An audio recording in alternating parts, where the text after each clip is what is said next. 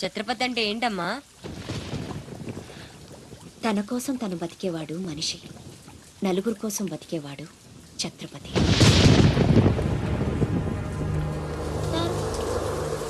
నువ్వు చాలా గొప్పవాడు అవుతావు నాన్న.